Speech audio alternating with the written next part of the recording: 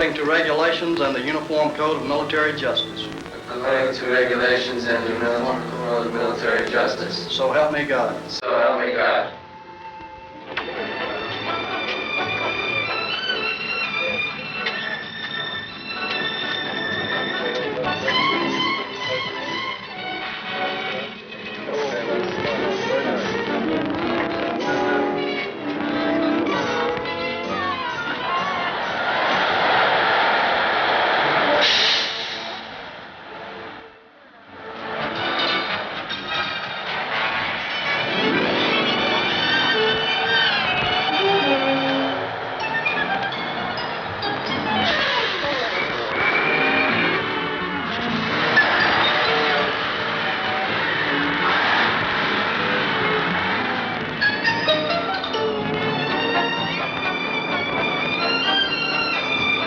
This is Parris Island. It's a small island, 3 miles wide and 6 miles long, located at the head of Port Royal Sound near the southern tip of South Carolina. Marines first landed on Parris Island in 1891, when a detachment was assigned to the Navy Yard here. In 1915, the Navy turned over all its facilities to the Marine Corps. Since that time, over 1 million Marines who have served their Corps and country in 3 major wars and numerous conflicts from Haiti to Vietnam have been trained on Parris Island. The recruit is a young apprentice in a tough profession. He comes from all parts of the eastern United States. He averages 19 years old, 5 feet 10 inches tall, and weighs 160 pounds. But there are no typical recruits. Each is an individual with a different background. Before they leave recruit training, however, they will be molded into United States Marines.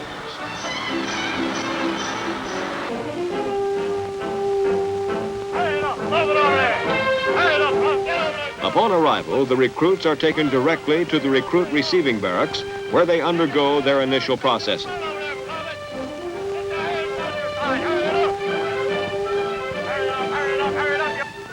They first complete various forms necessary for the opening of their official records as Marines.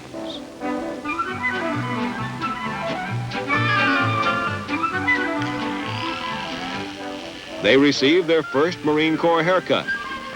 Upon arrival, some have long hair while others have curly locks. When they get out of the chair, however, they will have very little hair left, and they will have a uniform military appearance which will help establish equality in the platoon.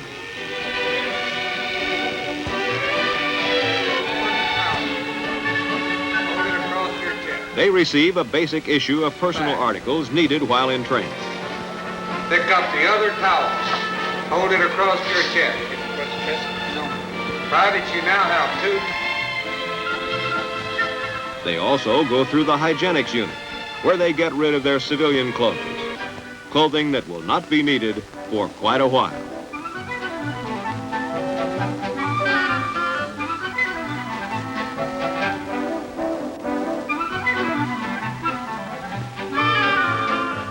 They take a shower.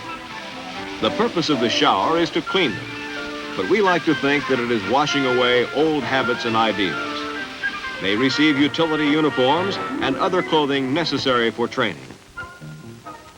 Recruits requiring glasses are examined and fitted by optometrists.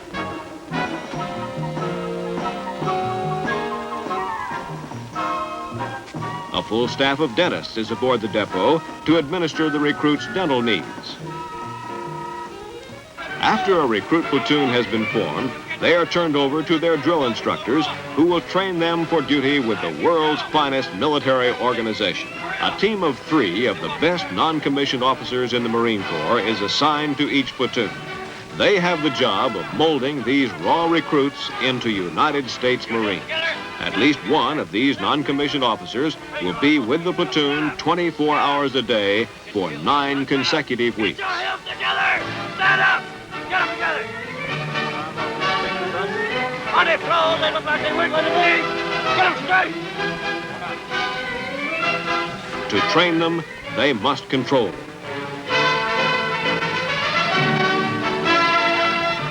A a recruit platoon has been formed, and a portion of their lives the recruits will never forget has begun.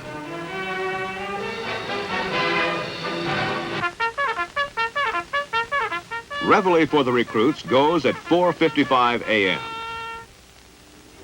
They wash, shave, make up their bunks, and clean up the area before going to morning meal. At the mess hall, the recruits eat an ample and well-balanced meal. During the training day, they will easily burn up their 5,000-calorie diet. Before each meal, the recruits remember their religious obligations by saying grace. The recruits spend considerable time in the classroom. There, they receive instruction in basic military subjects. During the third week of training, they will be given a written test. Those who fail will be given additional instruction before returning to regular training.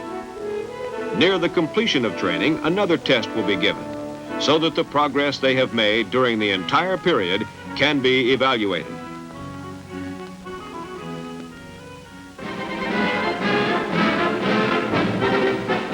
Many hours will also be spent learning the basic movements of close order drill. It is through this drill that the drill instructors will begin to build the discipline and teamwork that they want in the platoon. When the recruits first start drilling, they all seem to have 2 left feet. But before long, they will start shaping up. The instant and exact response to orders that's demanded of them is obvious to all. The private finds out that there is only one way of doing something, the right way.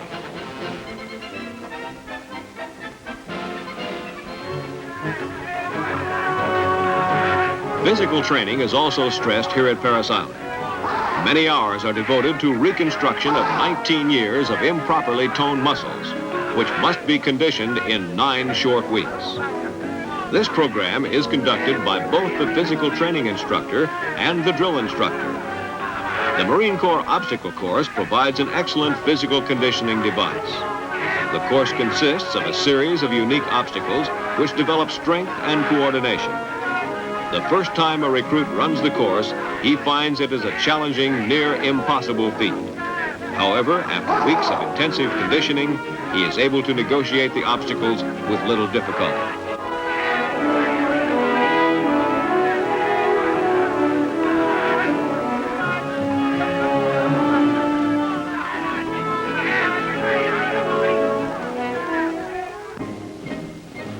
Marines guard the gates of embassies and posts all over the world, and recruits learn and practice the fundamentals and responsibilities of interior guard duty and security. Here, the recruit learns the importance of his duty and the trust that is given to him in protecting his country.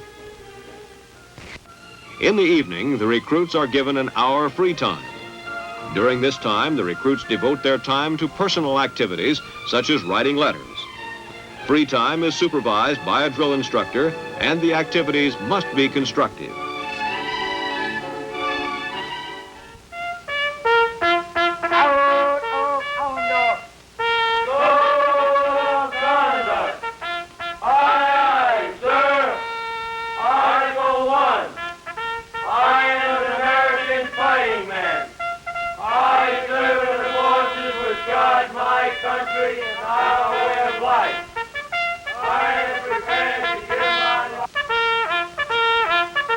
At 9 o'clock each night, the recruits are ready for a full night of sleep. They have been given little time to think of anything but the Marine Corps. This is exactly what we want. We keep them so busy that they have little chance to become homesick. All recruits from the day of their arrival are encouraged to fulfill their moral obligations by attending the church of their choice. Those recruits who are not church members have the opportunity to attend religious instruction.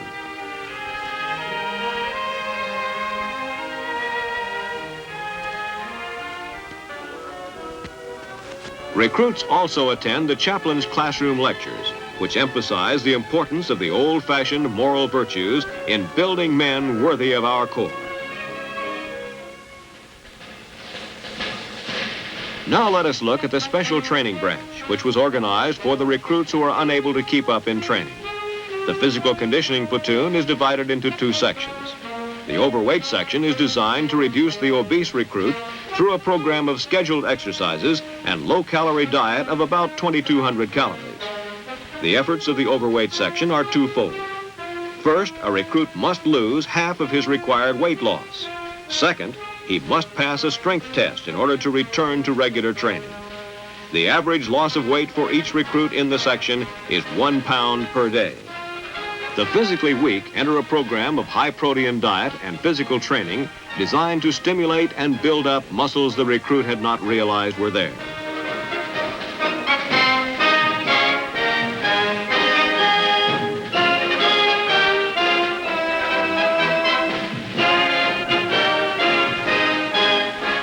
The Proficiency Platoon provides concentrated instruction and review for recruits who have failed their written examinations.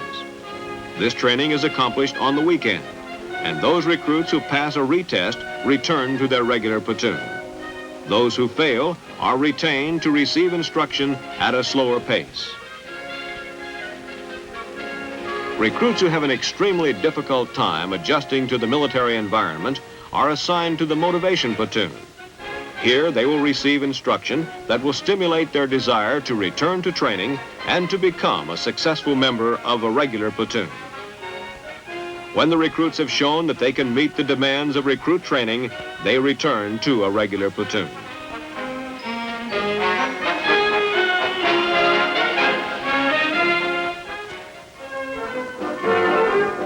At the end of the third training week, the platoon goes to the rifle range for the all-important training in marksmanship. Here, the recruits will spend the next 3 weeks learning the basic tool of his trade, the rifle.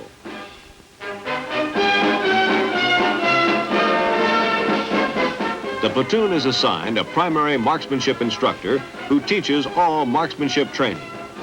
The drill instructors assist him in teaching the basics of rifle marksmanship.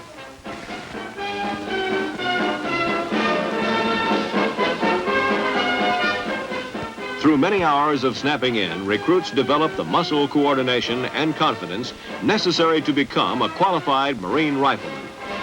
The range again emphasizes the part that the individual plays in the success of the team.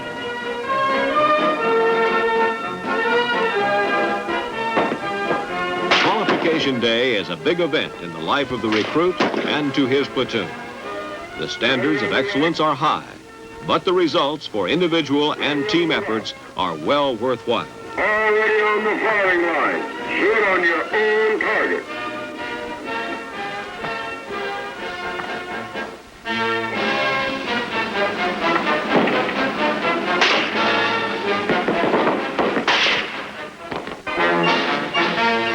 The men who qualify earn the right to wear their badge of qualification as a symbol of their individual marksmanship ability.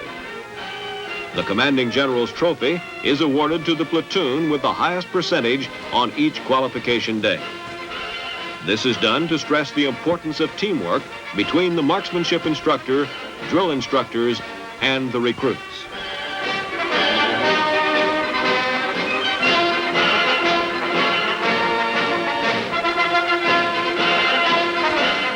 To the recruits firing the highest score in his platoon, Leatherneck Magazine awards an individual shooting medal, signifying exceptional performance with the service rifle. A week of mess duty is still another part in the recruits' training.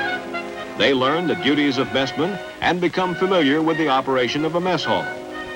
During this week, their work will be supervised by mess personnel. The drill instructor, however, is still in charge and will conduct rifle inspections and physical training whenever possible.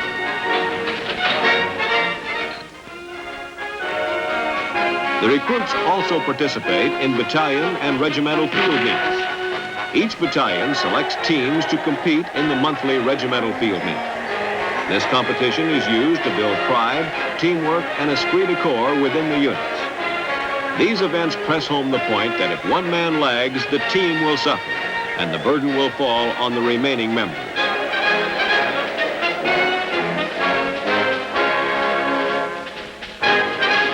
The recruits have now returned to their battalion area with only 2 more weeks to go and still a lot to do. Much of their time will be spent preparing for the battalion commander's drill competition, but not all of it. The last 2 weeks are the busiest weeks of recruit training. They'll be on the go every minute, trying to become the best recruits ever to leave Parris Island.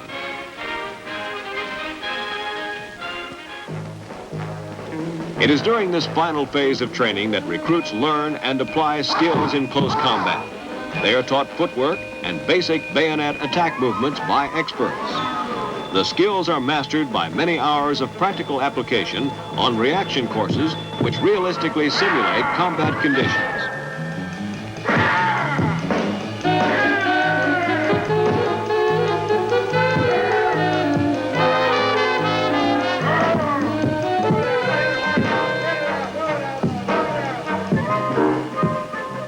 Drill instructors are positioned at points throughout the course to ensure proper execution of attack movements.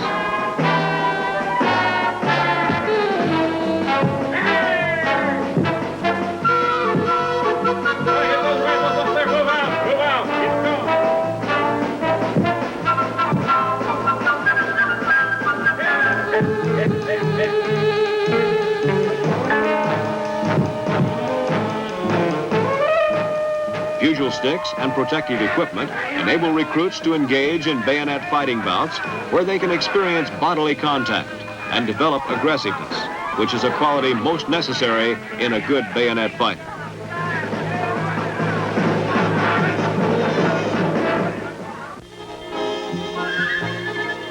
The amphibious mission of the Marine Corps requires Marines to be at home on the water, whether it be the sea or a river. We train every recruit in the technique of water survival that may someday save his life or the life of a fellow Marine. The Marine Corps has adopted a water survival technique which is without a doubt the finest ever developed. It is based on the natural buoyancy of the human body and employs a set of simple skills and attitudes that will keep a person alive in the water even if cramped or injured. Experts using this method can stay afloat indefinitely. We also teach a travel stroke, which permits movements in the water with a minimum amount of physical exertion.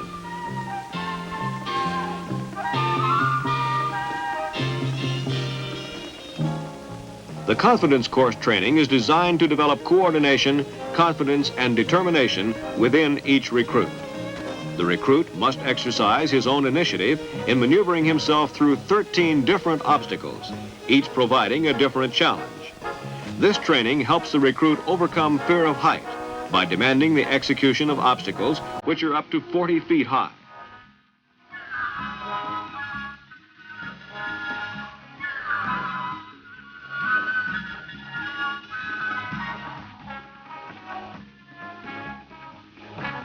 When the recruits complete this course, they even amaze themselves in what they have accomplished.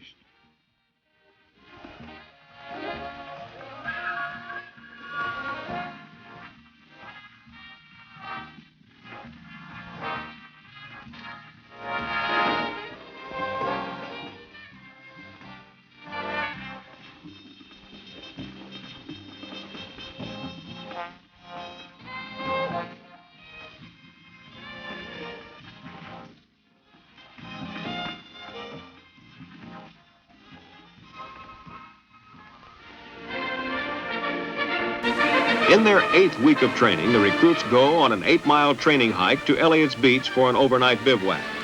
Prior to their departure, the recruits are inspected by supervisory Marines. The recruits know that if they have not met the high standards of recruit training, it will be noted.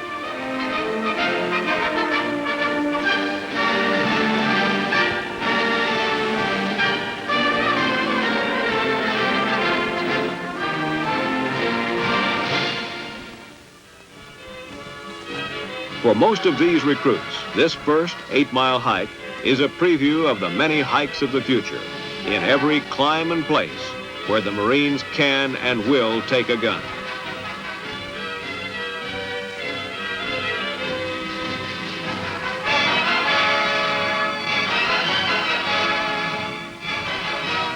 Upon reaching Elliott's Beach, the recruits pitch their shelter tents and receive instruction on subjects which show them how to live in the field. A practical examination is administered during the remainder of the day to determine how well the recruit has absorbed his instructions during the past 7 weeks. The recruit is subject to testing on all the military subjects taught in recruit training. The test consists of 6 stages, each with different problems to solve by actual application. A Marine must know his weapon. Recruits are tested while blindfolded on the assembly and disassembly of the M14 rifle.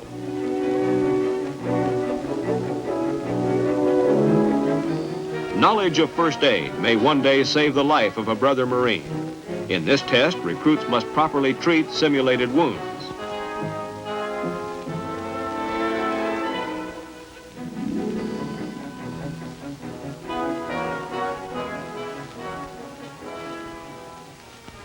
In the bayonet test, recruits must correctly apply the basic bayonet attack movements.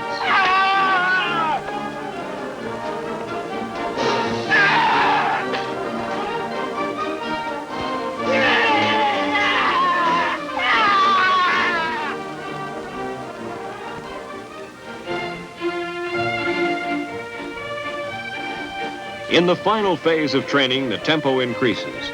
And there is no place where this is more evident than on the physical training field. Progressive running and calisthenics form the nucleus of a program designed to increase the strength and endurance of a recruit while molding him into a hard, trim Marine. Each exercise strengthens and develops a certain set of long-neglected muscles and also aids in any necessary gain or loss of weight. The focal point of the physical conditioning program is the building of endurance through a system of progressive distance running. Recruits run 3/4 of a mile early in training and will run 3 miles by their 8th week at Parris Island. During the 8th week, the recruits take the Marine Corps physical fitness test, in which they are tested on their ability to climb the rope, perform repetitions of strengthening exercises, and run 3 miles with their platoon. The physical training is difficult and demanding, as it is designed to be. For when the training is completed, the finished product is a strong, well-motivated, physically conditioned Marine.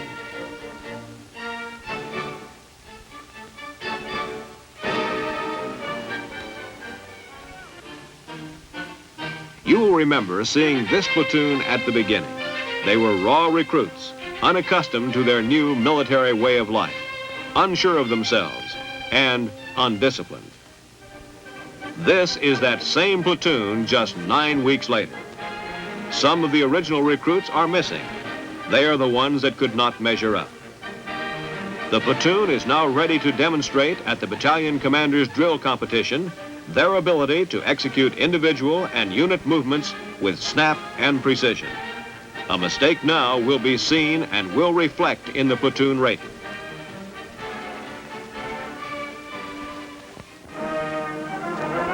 The last hurdle of a recruit is the command inspection.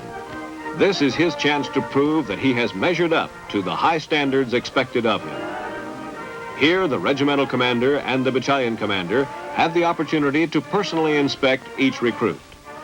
They are assisted by a team of officers and drill instructors who closely and critically inspect each recruit for his personal and military appearance, the condition of his rifle, and his professional knowledge.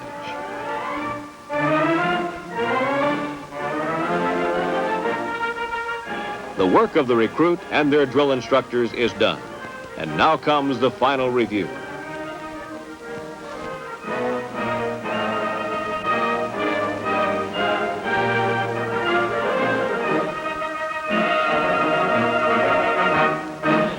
Many proud parents travel to Parris Island to see their sons graduate. However, due to the wholesome diet and rigorous physical training program, many have to look twice because of the changes in appearance which have taken place. Those recruits who have demonstrated special skills and outstanding performance of duty are honored for their efforts.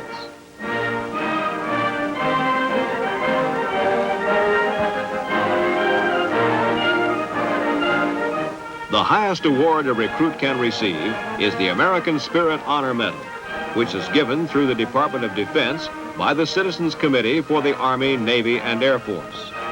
The distinction is reserved for the truly superior recruit, and it is given to only about one recruit in 5,000. There is the Outstanding Man Award for the best recruit in each platoon. The prize is a dress blue uniform awarded by Leatherneck magazine.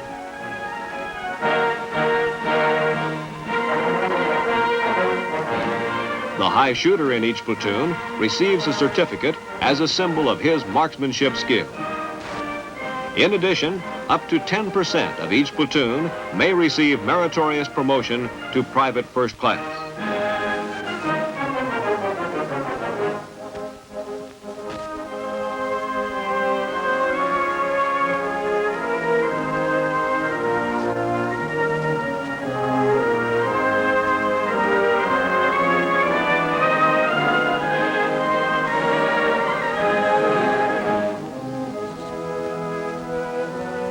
As a final reward, the honorees will take the final review with the reviewing officer.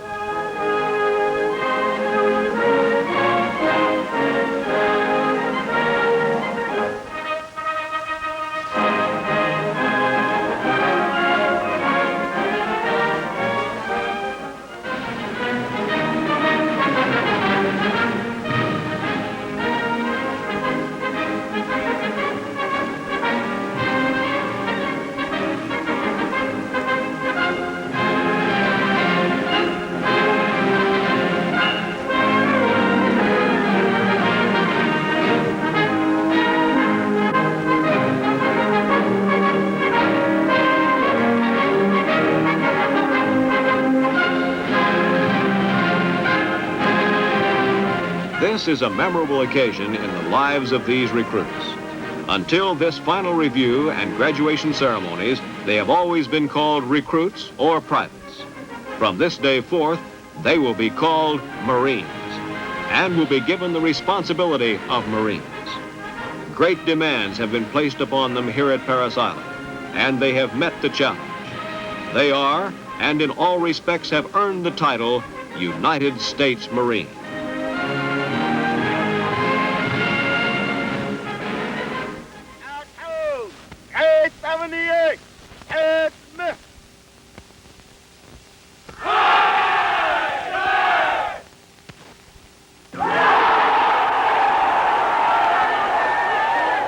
After dismissal, the new Marines join their families.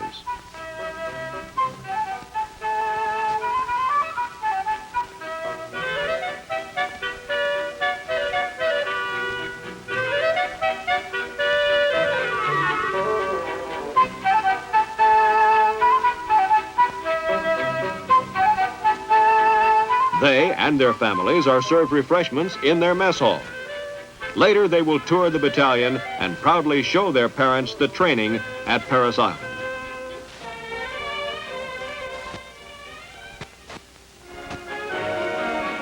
The next morning, outpost morning, the drill instructors load the platoon on buses for the trip to the infantry training regiment at Camp Lejeune, North Carolina. The drill instructors will tell you, our job is done with this platoon, soon we'll pick up another. Our rewards are personal satisfaction of a job well done, and notes like a postcard received from a proud father which said, I sent you a boy, you sent me back a man. Yes, we have trained them to the best of our ability. We have developed them into smartly disciplined, physically fit, basically trained Marines, thoroughly indoctrinated in love of corps and country. We have demanded of them the highest standards of personal conduct, morality, and professional skill. The building of a Marine and the making of an American citizen is a very similar process. At Parris Island, we build men, body, mind, and spirit. We make Marines. There's nothing fancy about our training, no tricks, no frills, no great technical machines, just honest hard work by the recruits and their drill instructors. The drill instructors have taught and the recruits have learned the basic tools of their trade: discipline, dedication, physical fitness, proficiency, love of corps and country. We have started the training that will continue throughout the Marine's career, be it for 2 years, or 30 years. And these 9 weeks have instilled memories and traditions for him to cherish and uphold for the rest of his life. They are Marines.